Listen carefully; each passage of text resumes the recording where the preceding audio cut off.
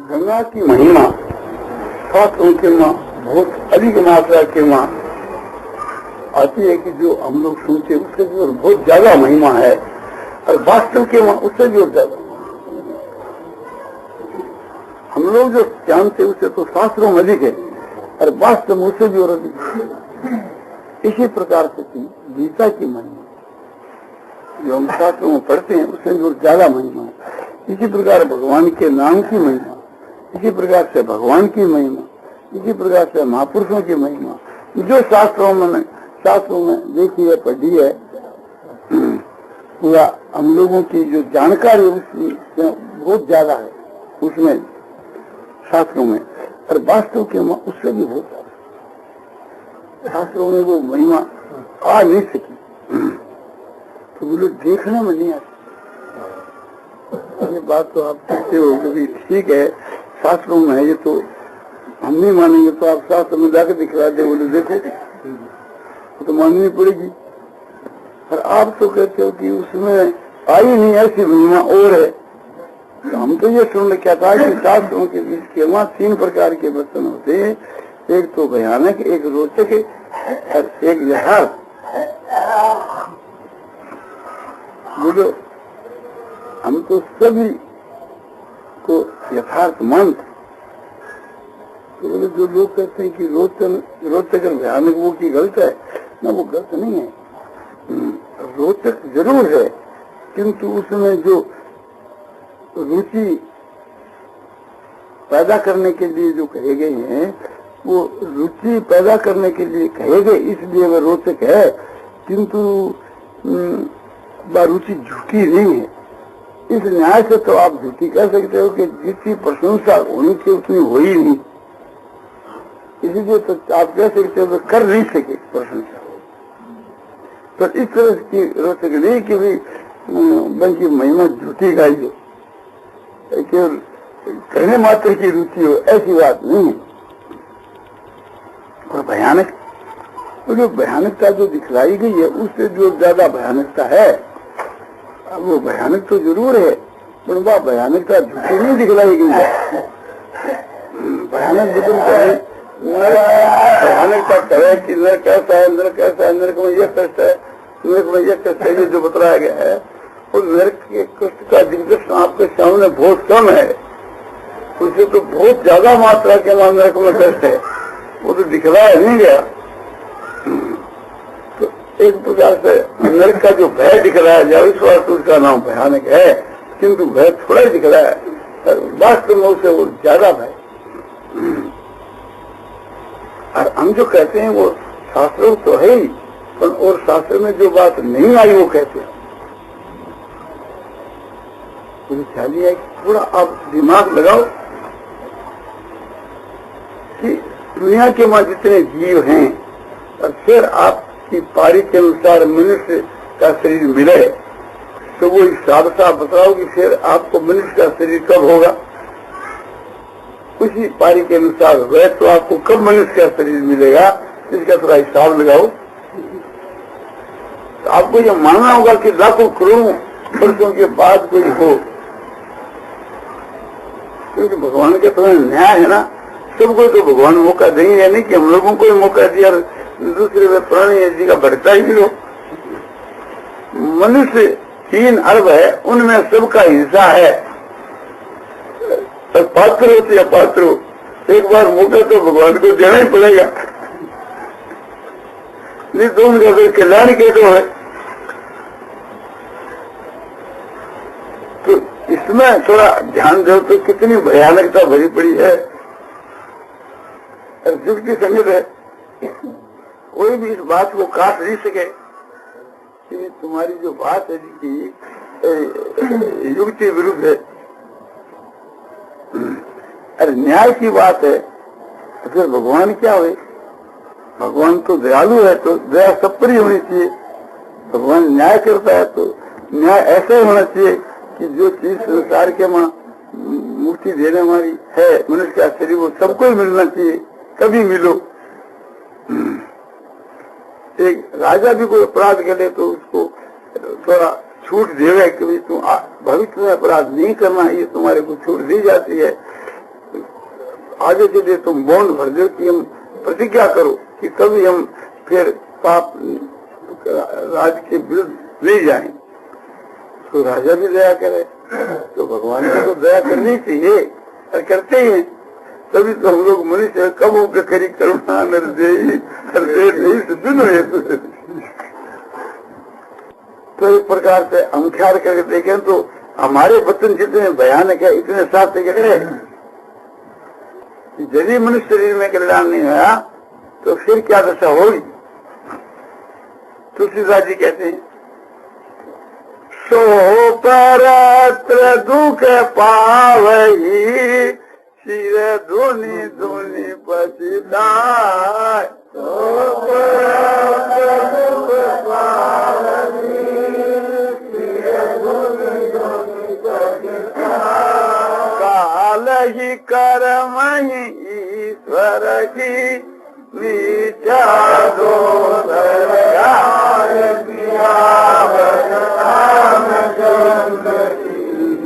तो आगे जाकर के सिर धुंधल के घोर पश्चाताप करेगा, ईश्वर को और कर्म को और काल को झूठा दोष लगावेगा। तो जो कैसा है इससे जो उन्होंने बहुत भयदायक शब्द कहे जो पापी है उनके लिए, स्त्रियों के लिए भी पुरुषों के लिए। स्त्रियों के लिए जैसे पति प्रतिकूल जन्म जहाँ जाई। पति प्रतिकूल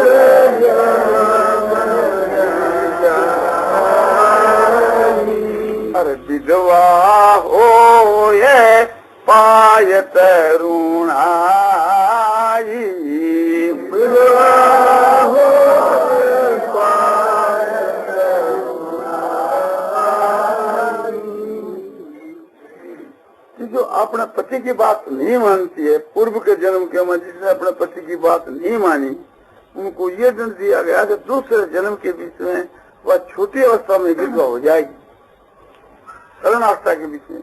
तो आजकल जितनी तरुणावस्था में विधवा हो रही है, तुलसीदास जी के रामायण के वचनों के अनुसार ये उसका अर्थ लगाना चाहिए कि पूर्व जन्म के बीच में वे अपने पति के हुक्म को नहीं मान करके विरुद्ध चली, माने केवल उसकी आज्ञा की अवहेलना का ये दंड है, व्यभिचार का नहीं। व्यभिचार का तो और इससे बड़ा भारी दंड है, ये तो उनका हुक्म नहीं मानने का दंड है। व्यभिचार का कि पति वांचक पर पति रति करेगी। पति वांचक पर पति रति करेगी। अरे रोरव नारक कल्प सत परेगी।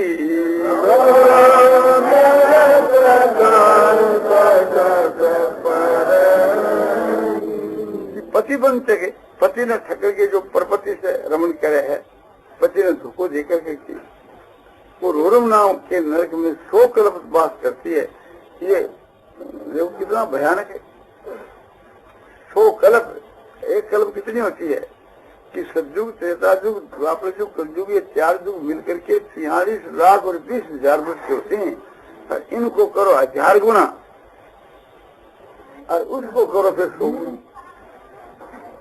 एक कल्प, एक 100 चौकड़ी, सतयुग, त्रेता युग, द्वापर युग, कलयुग, एक 4 की मिलकर एक चौकड़ी 43,20,000 वर्ष की हो। और 43,20,000 वर्ष की एक चौकड़ी ये महायुग है। ऐसा 1000 महायुग बीते जना एक सहस्र युग पर्यंत महर्यत ब्रह्मणु विदु रात्रि युग सहस्रा सांगते हो रात्रि युग। इतना बड़ा दिन और इतनी बड़ी रात, इतना बड़ा दिन और इतनी रात है।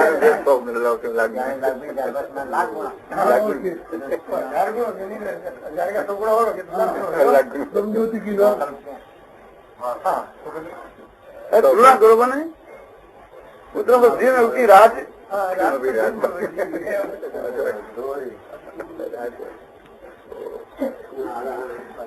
और देखो क्षण सुख लागी जन्म सत कोटि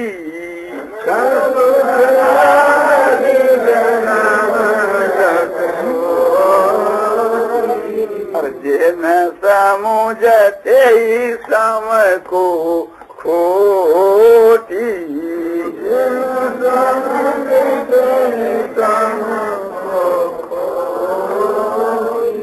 तो वो सहवास का जो सुख है परपुरुष के साथ रमण करने का, रति करने का, रस भोगने का, वो तो एक क्षण का है और उसका दंड है 100 करोड़ कल्प जन्म इतना 7 कोटि 100 करोड़ जन्म उसको दंड भुगतना पड़े एक व्यभिचार का ये। अब हिसाब लगाओ एक प्रकार से कितना भयानक शब्द रखा। इसी तरह से थी पुरुषों ने वही बात पुरुषों ने अपने लिए माननी चाहिए, तो स्त्रियों के लिए पुरुषों ने माननी। तो भयानक जो वचन है, रोचक जो वचन है इस शास्त्रों में है, किंतु वो झूठा नहीं।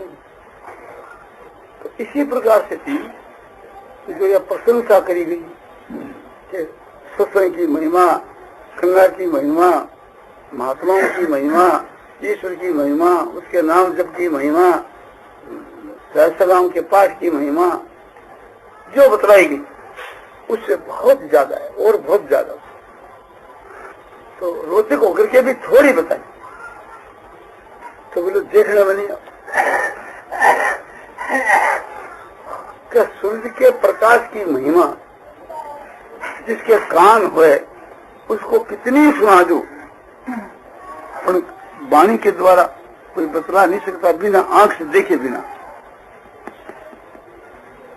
उल्लू जो है उसको वो सूर्य का प्रकाश दिखता नहीं। अब उल्लू को सुनाओ कि ऐसा प्रकाश, वो कहता हमको तो दिखता ही नहीं। तुम प्रकाश की महिमा गाते हो, हमको तो दिखता ही नहीं।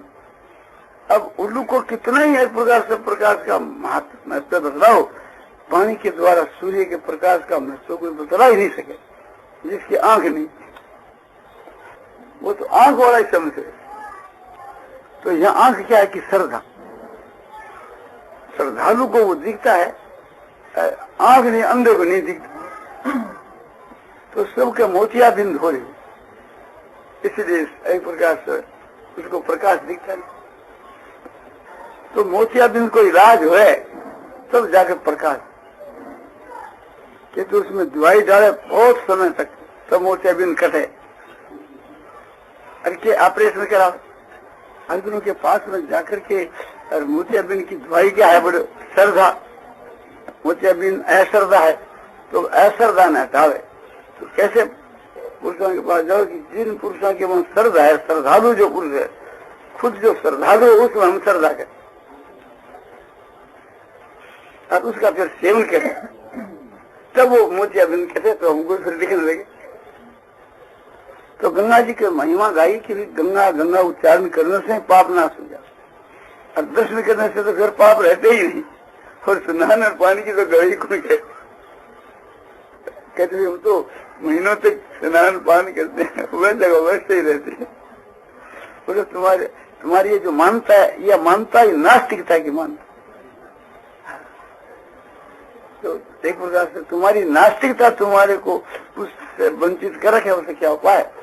गंगा की तो महिमा जैसी है वैसी है और तुम उसे लाभ नहीं उठा सके तो अपने नास्तिकता के कारण से नहीं उठा सके। तो नास्तिक भाव को दूर करो, फिर देखो आपने कितना लाभ मिले।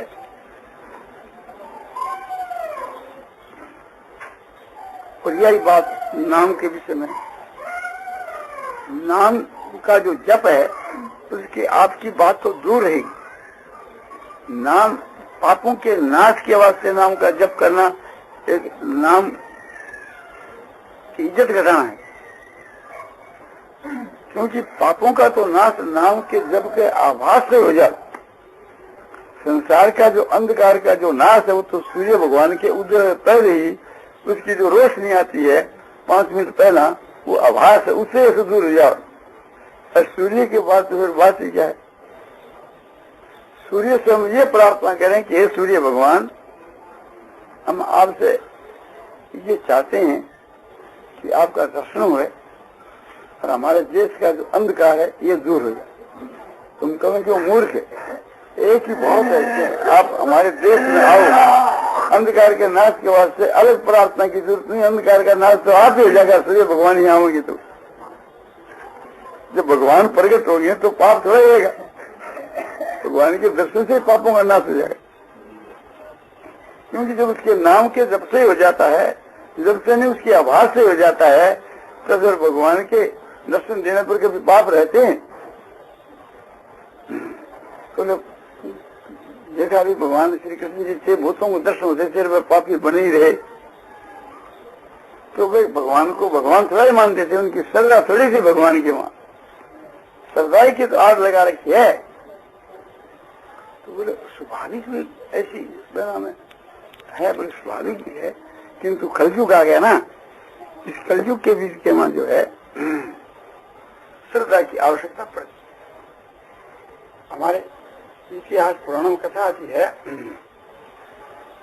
कि जब कलयुग ने यहाँ पैर रखा, उस वक्त के बीच के माँ राजा परीक्षित तलवार लेकर उसको मारने की चेष्टा करी। बैल के रूप के माँ धर्म था, उसको कसाई के रूप में बीच के माँ कलयुग आकर उसका पैर तोड़ने लगा। 3 पैर तोड़ दिया, तो चौथा तोड़ने लगा कि वो ले तलवार खड़ा हो। जब वो शरण आ गया तो तुम कौन? बोले मैं कलयुग। बोले बैल कौन? इसको तुम निर्दयी ऐसा तोड़ रहे हो, हमारे देखते देखते इसके पैर तोड़ रहे हो, इसलिए तुम्हारा क्या लाभ? बोले ये बैल है, धर्म है। धर्म की तुमने 3 टांग तोड़ दी, हम तुम्हारे को बिना हमारे नहीं छोड़ी। महाराज आपका जब तक राज रहेगा तब तक एक प्रकार से मैं अब मेरा जो प्रभाव है उसको नहीं फैलाऊं। तो नहीं तो बोले आज के 5000 वर्ष तक और आप तुम्हें छुट्टी दूं, कभी तो मैंने जगह देगा ही निवास की। और वर्तमान के मैंने स्थान तो बतलाओ, मैं कहाँ बसूं? तो उनको सब स्थान बतलाया कि मदरा की भट्टी हो, वहां जाकर तुम बसो, मत पियो, उसमें प्रवेश कर जाओ। जहाँ जुआ हो वहां जाकर के तुम डेरा लिखो, जुआ खेलने में प्रवेश हो। जहाँ सुवर्ण का जो आपने आभूषण पहने उसके में जाकर प्रवेश करो, और रज स्वाराशी में प्रवेश कर जाओ, उसे कोई भोग करे तो उसमें तुम प्रवेश कर जाओ। इस प्रकार से उनको ये स्थान सब बताया। इन स्थानों के बीच में तुम जाओ और हो। 5000 वर्ष के बाद में फिर तुम रूप धारण कर लेना अपना। तो ये 1956 का साल जो बीता तब 5000 वर्ष लग गए थे। तो अब एक प्रकार से कलयुग आपके पूरे रूप में आ रहे हैं। तो कुछ नहीं है, आ रहे हो, बढ़ रहे हो।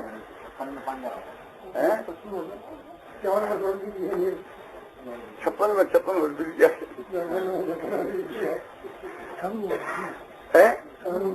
हाँ।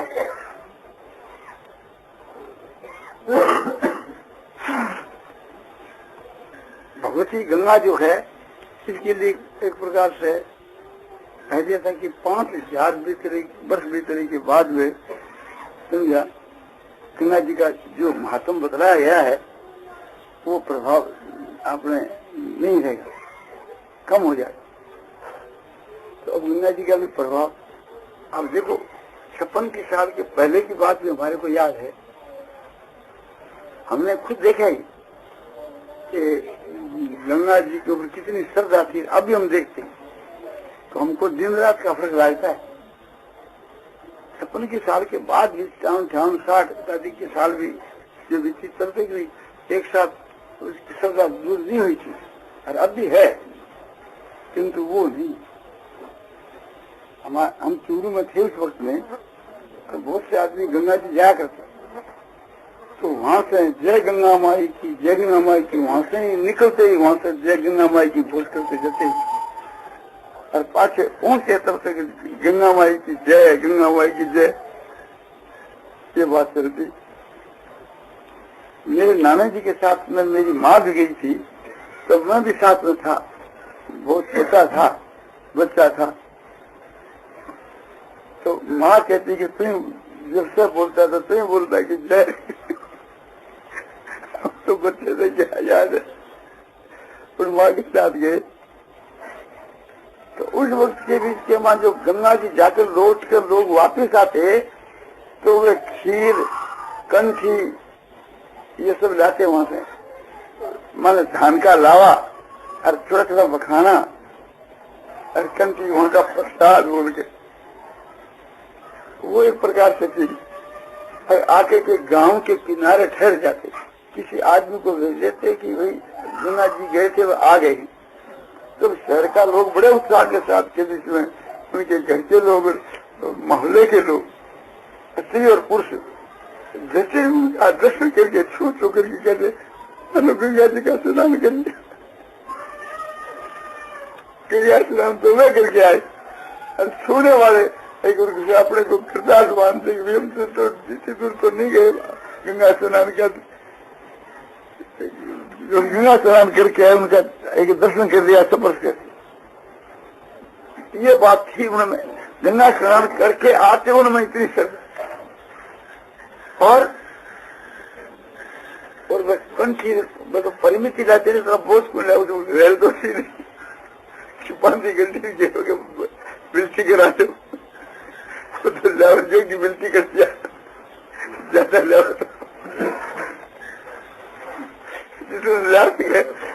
शरीर को छोड़ के उतने लावे, तो समझो कि थोड़ा थोड़ा दाना तो खीर का, थोड़ा मखाना प्रसाद के जो दिया जाता है, ऐसे पंछी एक प्रकार से समझो कि सिर्फ के दाना मान उनका होता, वो अपने दाना एक कंठी के वहाँ एक थोड़े में कोई 20-30 कंठी हो सके, वो ज्यादा हो जाता।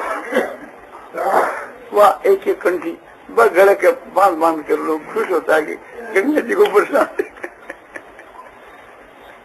आज वो प्रसन्नता स्नान करने हमें कोई नहीं, तो उनको जो लाभ मिल रहा, चाहे वो तो उचित या न्याय या इनको न्याय हो या कम हो रहा है, वो न्याय है। तो भगवान के यहाँ तो न्याय है, श्रद्धा प्रधान चीज है। श्रद्धा हुए उसको लाभ नहीं हुए तो आप हम लोग उस वक्त के वहाँ 50 वर्ष के पहला जब आते गंगा जल पीते थे, तो ये हम भावना होती है हमारी कि गंगा जल पी रहे हैं तो हमारे यहाँ से लेकर यहाँ तक के सब पाप साफ हो रहे हैं। हम लोगों को अनुभव होता है कि मानो पापों का नाश हो जाए पीने वालों, तो वो याद ही कौन दिलाता है, भावना ही कहीं की है, कौन ऐसा देखता है। आजकल तो हम लोगों का अन्न दूषित हो गया, उस समय के बीच के वहां इतना दूषित अन्न नहीं था, हम लोगों के घरों का अन्न पवित्र था। हमारे ननिहाल का जो अन्न है, चीज है, उसके वहां और विशेषता थी। ये विशेषता हमने खुद देखी और हमारे से भी अधिक हमारी माँ ने देखी, उसे सुनी भी और हमने खुद देखी। एक दूसरे के धन को धोखे समान समझते। आज 60 वर्ष हुए हुए हैं, 60 नहीं तो 50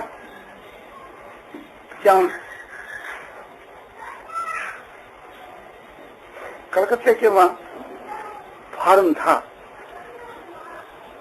आसाराम बाजू जी के नाम से, जो हमारी की उम्र वाले आदमी इस बात को जानते भी होंगे, तो वो आसामी फैल हो गई।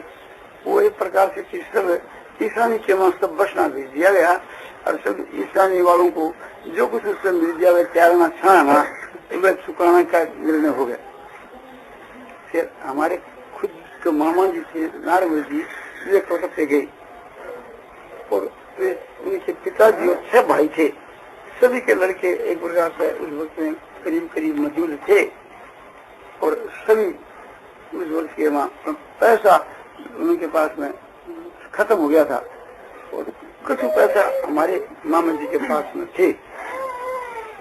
उन्होंने जाकर के वो कोशिश करके ईशानी से वो सारे बसने उठाए और अपना जो जेवर ये सब ले जा करके और कुछ रुपया था वो ले जा करके मांगने वाले आदमियों को उसमें शामिल करके सबको रुपये दिए और जो रुपया घट गया उसकी हुंडी लिख दी, 10वीं हुंडी।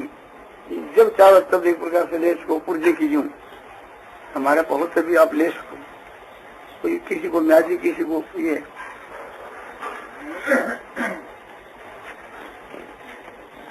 और जो बहुत निकटवर्ती थे वे लोग भी उनसे जाकर चढ़ गए कि हमारा रुपया तो देना ही होगा। बोले सबका दिया जाएगा, हमारा निकटवर्ती उनको थोड़ा ठहर कर देना और दूसरे आदमी को पहना दे देना। तो आखिर के बीच के सबका रुपया ब्याज हुंडी का भुगतान उन्होंने समझो कमाते गए देते गए, कमाते गए देते गए। ये नहीं कि भाई लोगों का जो 2 लाख रुपया देना है तो 2 लाख का हमारे पास में 2 लाख हो जाएगा तो देंगे नहीं, अपने पास में 20,000 है तो 20,500 से चेष्टा, फिर 20,500 से चेष्टा। इस प्रकार से लोगों के रुपये दिए। कोई एक निष्पक्ष आदमी था, उसने कहा कि हमारा रुपया तो देना ही होगा। तो हमारी जो माँ है, हमारा जो पिता है, उनके साथ में बहुत ज्यादा प्रेम रखते थे। तो बोला भी कि हमारी माँ का नाम शोभाई था, बोले शोभाई का रुपया जमा है, उसका रुपया लेकर इनका पूर्ति करो। ऐसे पूर्ति बोला करते गए। आखिर के बीच के माँ पाई पाई सब चीज करी और जैसे गए तो उन्होंने ये मन के माँ संकल्प लिया कि सबका रुपया मेरे ऋण से उतर जाएगा, 20,000 रुपया मेरे पास और अधिक हो जाएगा, तब मैं देश आऊंगा नहीं, आऊंगा ही नहीं। ये प्रतिज्ञा आएगी नहीं। इस बात को हमारे पिता जानते थे, मैं जानता था, मेरा भाई है किसने जानता है, मेरी माँ जानती थी, हम लोग सब जानते थे। ये उनकी प्रतिज्ञा और उनकी प्रतिज्ञा सीधे से सिद्ध हुई सबके लिए। ये तो मैं बात की बात कही आपको। इसके पहले की तो और विशेष बात है, जबकि ये उनका ज्वाला नहीं निकला था। उस वक्त के बीच के हमारे देश रहते थे, तो मैं भी उनके रतनगढ़ मेरे नाना के यहाँ ज्यादा रहता था। हमारे पिताजी और हमारे दादाजी और तो छोटी अवस्था में मर गए थे, हमारे पिताजी की उम्र भी बहुत छोटी थी। तो हमारी जो नानी है, हमारा नाना है, उन लोगों ने सहायता दी एक प्रकार से, और हम सब भाई लड़के लड़की वहाँ नाना के यहाँ रहते। उस वक्त में हमारी सब बात देखी हुई है। हमारी जो मामी है, एक दिन रात में उनके घर में चोर आए और चोर के जैसे एक प्रकार से समझो कि घर भी भीतर के भी में रहते थे, तो दीवार ज्यादा ऊंची नहीं, उसके ऊपर लांग करके आ जाओ कोई बनाई। अपने जो 4 द्वारी है सरगासन की, तो बहुत ऊंची है, वो इससे कितनी नीची थी, तो उसे लांग कर कोई आ जाए। तो चोर आए रात आकर के उस वक्त इनका पास में बहुत रुपया था, तो वे लोगों का जो गिरवे रखते थे, गहना गिरवे रखते थे, और अपना घर का भी गहना और रुपया से गिरवे रखते थे। और एक कोई तिजोरी नहीं थी, संदूक से वहां रखते थे। तो काठ की संदूक ऊपर लोह से मंडी हुई, ऐसे जैसे बहनी का नहीं हुआ करती, दिल्ली का नहीं, वो संदूक भीतर में कपड़े लगे हुए। तो वो रात्रि में चोरा के संदूक खोल करके जितना गहना उसको निकाल दिया। 5-4 आदमी ले जाने की तैयारी है, और उसके जो कमरे में जो चोर है उसके आगे एक दीवारी, उस दीवारी में हमारी मामी सुती हुई है। उसको हाथ पकड़ के मैंने किसी ने उठाया